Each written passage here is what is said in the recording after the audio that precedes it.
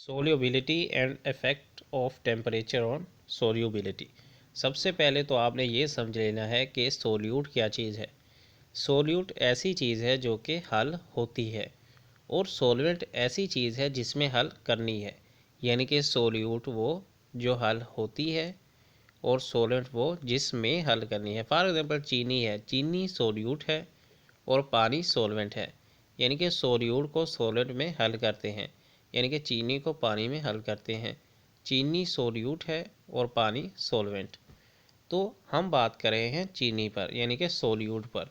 चीनी के अलावा और भी चीज़ें हो सकती हैं हल करने वाली, नमक हो सकता है, और भी चीज़ें हो सकती हैं, रंग हो सकता है, ठीक है। तो हम बात करने वाले हैं solubility and effect of temperature on solubility, कि किस तरह जो है टेम्परेचर जो है, हरारत है, वो सोल्यूबिलिटी पे अफेक्ट करती है, असर करती है, यानी कि चीनी पर, नमक पर किस तरह इफ़ेक्ट करती है। हम कमरे के टेम्परेचर पर सैरशुदा सलूशन बनाने के लिए कॉपर सल्फेट नीला थोथा की 24 ग्राम क्रिस्टल 100 ग्राम पानी में हल कर सकते हैं।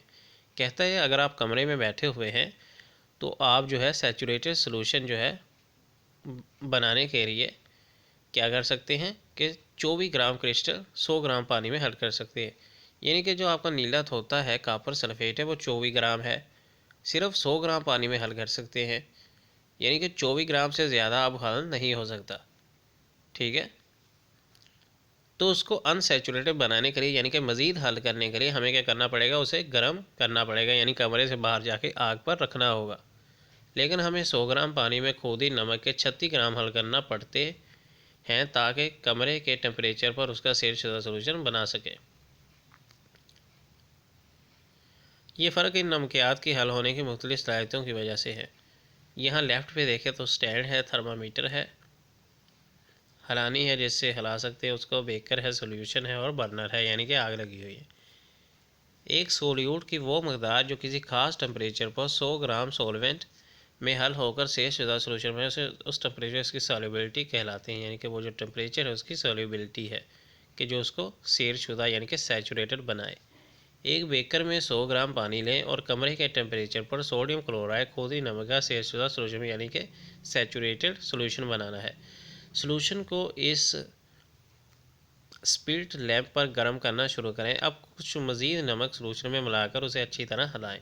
आप देखें कि इस गर्म सोल्यूशन में सोल्यूट की जो मज़ीद मकदार हल हो जाती है। इसका मतलब है कि टेम्परेचर में इजाफे से किसी सोल्यूट की सॉल्युबिलिटी में इजाफा होता है। वही बात जो मैंने की थी कि अगर आप आग लगाएंगे तो मज़ीद उसमें जो है सोल्यूट आप हल कर सकते हैं, यानी कि मज़ीद चीनी या नमक या कुछ भी हल कर सकते हैं। तो वो क्या होगा, उसकी सोल्युबिलिटी जो है मज़ीद बढ़ जाती है टेम्परेचर की वजह से। लेफ़्ट साइड पर देखें, मिक्स करने और गर्म करने से पानी में कॉपर सल्फेट की सॉल्युबिलिटी बढ़ जाती है। हम पढ़ चुके हैं कि कमरे के टेम्परेचर यानी कि 25 डिग्री पर 100 ग्राम पानी में कॉपर सल्फेट के 24 ग्राम हल होते हैं।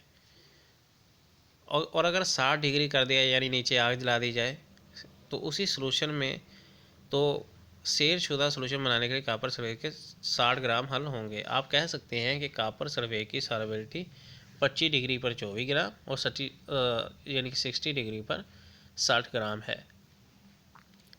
ये दिलचस्पी की बात है कि गैसों की माया सॉल्वेंट्स में सॉल्युबिलिटी टेम्परेचर बढ़ने से कम हो जाती है।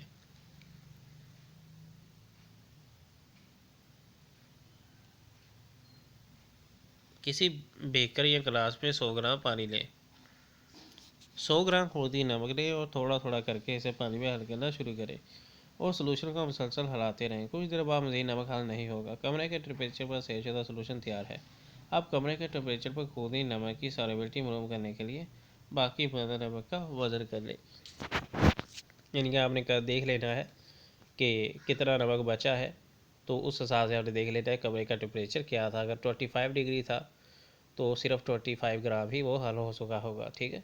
So guys, see you in next video. Until then, goodbye for now.